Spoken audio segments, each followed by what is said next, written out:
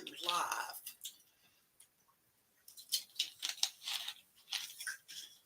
Sorry, it came on just as I was getting a drink. Hey, everybody, it is Wednesday night, October 25th at 7 o'clock, and I am on here on time this time. My name is Pam Lee Miller. I'm one of the pastors at Bluegrass United Church of Christ, and I am happy to be on here tonight to talk with you guys for a little bit about some things going on at our church. My colleague's name is Kenny Bishop, and I'm lucky enough to get to work with him and to get to be pastor at this incredible church.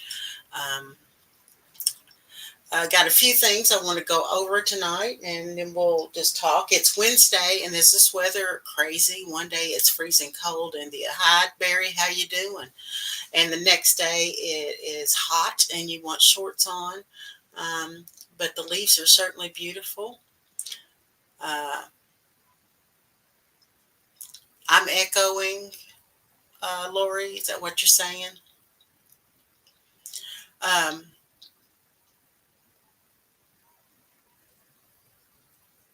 okay. Well, I haven't. I just now got this set up, Lori, and it was a little bit of a new setup. So if it continues, let me know. I missed you too, Barry. I had gone home to Western Kentucky to see about my mom, and she ended up coming back and staying with us for a couple days. So we were in the process of getting her settled here, and I just needed some downtime. So I thank you all for allowing that to happen. Lots of stuff going on at Bluegrass besides for the usual work that's happening out in the yard. And I wrote it down because I didn't want to miss anything. This coming Sunday, we're going to be celebrating All Saints Day. If you have not been at BUCC when we had one of these special services, it is a time in the year, the liturgical year, the church year, when we take time to honor all of those who have been part of our faith formation and who have gone on to the great crowd of witnesses. It's a special time. There's some candle lighting, and it's just a very sweet time of remembering all those people who taught us stories of our faith.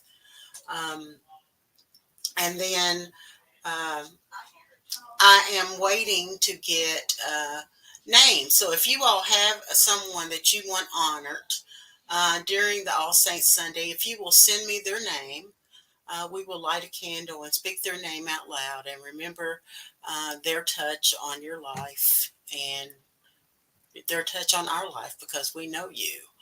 Um, so if you will email me those, send me a text with the names of those folks. I'll put something on our private Facebook page so that you can list those names that you want us to remember on Sunday. It will be a very special service, and I'm looking forward to it. There's going to be some special people sharing some things, and you don't want to miss it. That's just all I'm going to say about it. We normally would celebrate it the first Sunday of November, but our conference minister from the Indiana Kentucky Conference is going to be here, and he's going to be preaching with us, Chad Abbott. So that is also something you want to look forward to. After we have a day of Remember the Saints, then we're going to be having a trunk or treat at BUCC. And what we're going to do is we're going to bring our candy. You're going to come in costume if you want. And we're going to fix our cars up, and we're going to just be there for the neighborhood kids if they want to come by and get a treat. It's just part of celebrating being part of that neighborhood, and I hope you all can join us there. It will be fun, and you never know what kind of outfit some of these people are going to wear. Then November 4th, as I mentioned, Chad Abbott will be here, UCC conference minister. He is quite a spiritually grounded person. I always enjoy talking with him. He's got a very kind heart, and he is quite the poet as well. He's done some publishing of his poetry, and he sometimes listens on Facebook. I'm hoping he'll share a little bit with us. Then on November 19th, well, hello, Enid. I can't believe you're here. No other commitments. Then on November 19th, we're going to start We're going to have Josh Scott here, who's a minister out of Nashville, who has written a storybook. It's not a storybook, a book called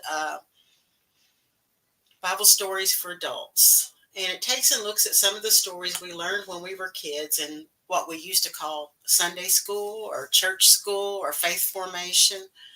And through his writing, he leads us to look at a deeper level than those stories when we were taught them in our classrooms. Along with that, the books are available at church. Hi, Steve and Marilyn. It's good to have you on here. BUCC official members. We're so excited that you decided to be part of us. We're going to be having some book studies with this book. Lori and Deb are going to lead it is a great book, Enid. I'm going to tell you, I enjoyed the read. I did it this summer or in May when I was at the beach, and I sat down. I couldn't get up from reading it. I read the whole book in one sitting. So we're going to have some book studies starting up Tuesdays at 11:30 at the church. Lori and Deb are going to be doing a book study, a midday book study. For those of you who don't like to drive, it's a great way to get together, talk a little theology, discuss this book, and see where it leads us as a church as we study these stories together. Margaret is going to be doing a Wednesday night Zoom. No, Margaret is going to be doing a Wednesday at the church. She's going to be leading her book study at 5:30. And Enid will be doing one on Zoom on Wednesday nights at 6 o'clock. So there you go. You have 3 opportunities to get together and share a little bit of our faith story and wrestle with these texts that are sometimes hard to understand and understand why they're in there. I remember when I first went to seminary, and the first Bible class I had, we read Genesis 1 and Genesis 2. And if you've ever done that, if you've not done it, do it.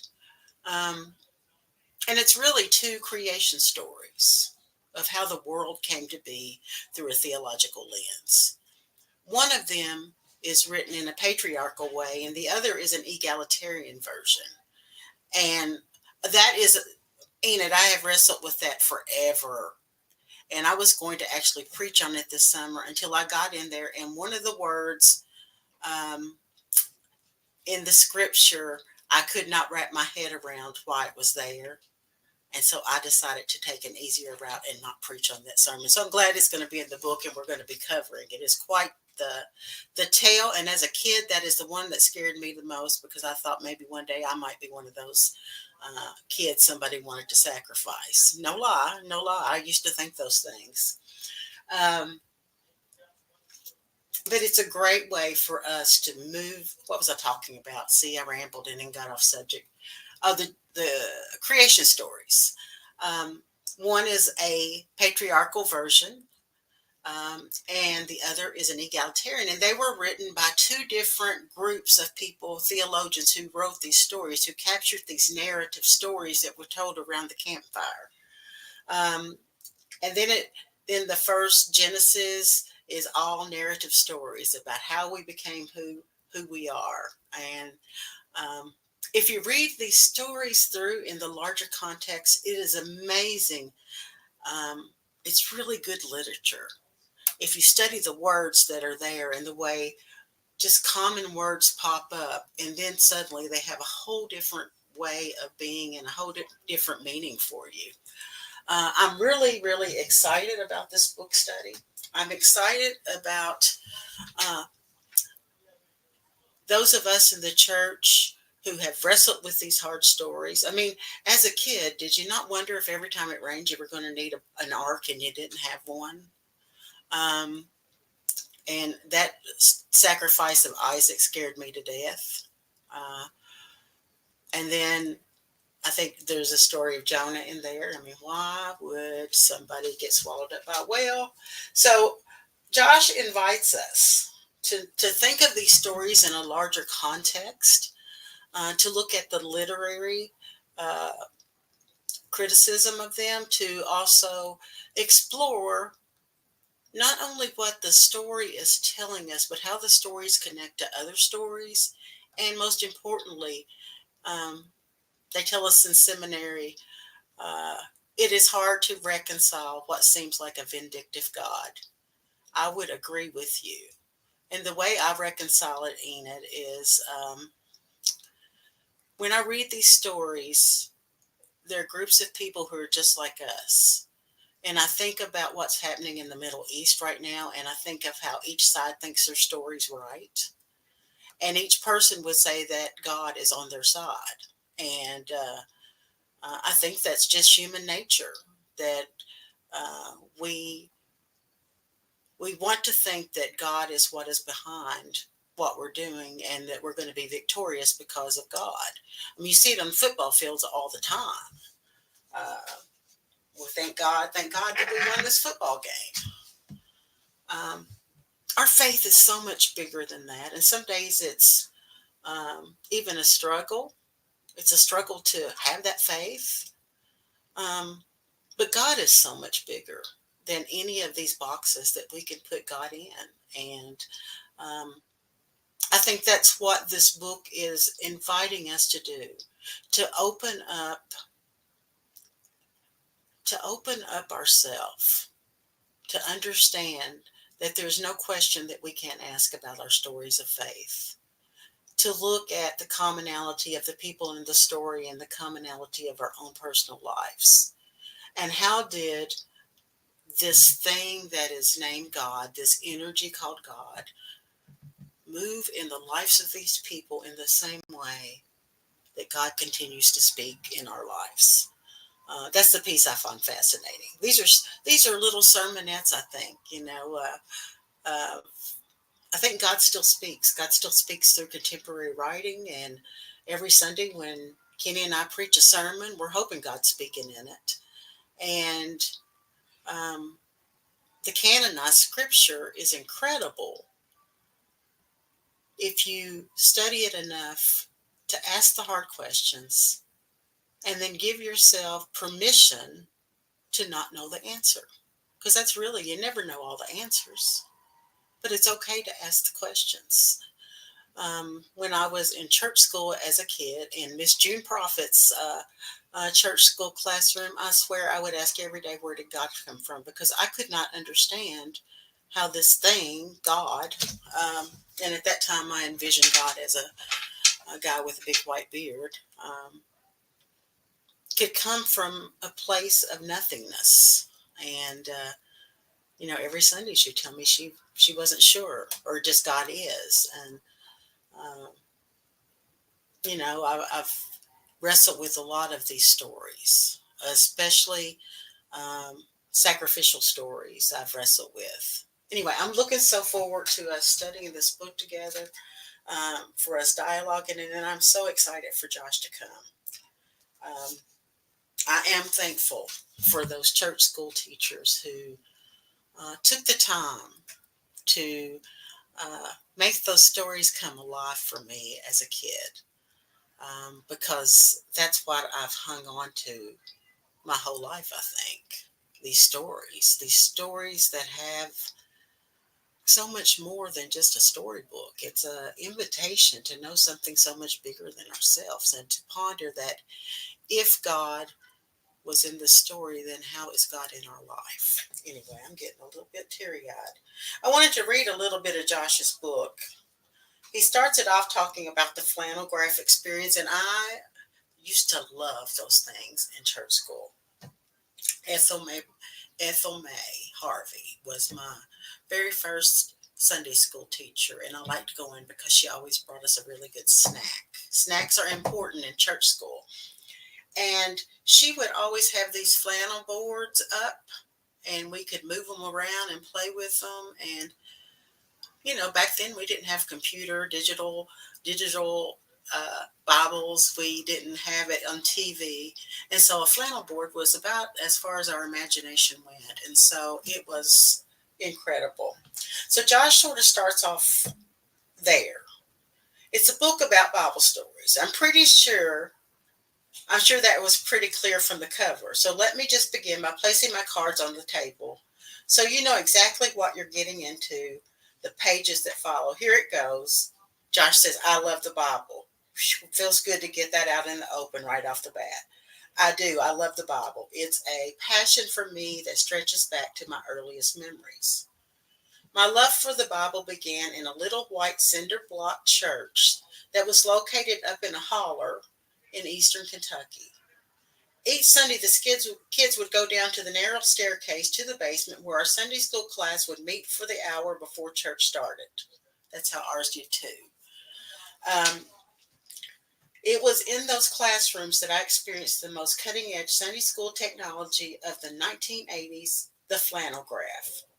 Now, if you are too young to know what this is, imagine a board covered in flannel, felt like material, resting on an easel, then cutouts of Bible characters that are placed on the surface of the board that create an image of the story that's being taught. Um, it was the ancient PowerPoint. In a world of smart devices that allow the streaming of music and video at our fingertips, this might seem like a limited and primitive approach to storytelling. But in those days, in those childhood days, the use of the flannel graph brought the stories of the Bible to life in a brand new way. Of course, those times when I was chosen to help the teacher telling the story by moving the characters around the board made that experience even more exciting. Yeah, I used to love to to do those. Church wasn't the only place I learned Bible stories on flannel graph. At my elementary school, as hard as it might be to imagine, we had a program every Thursday called Morning Stars. Each week we would go to the auditorium, take a seat, and experience a Bible story brought to life on a flannel graph, complete with a song that would help us memorize the events that had unfolded before our eyes. Did you all learn songs too?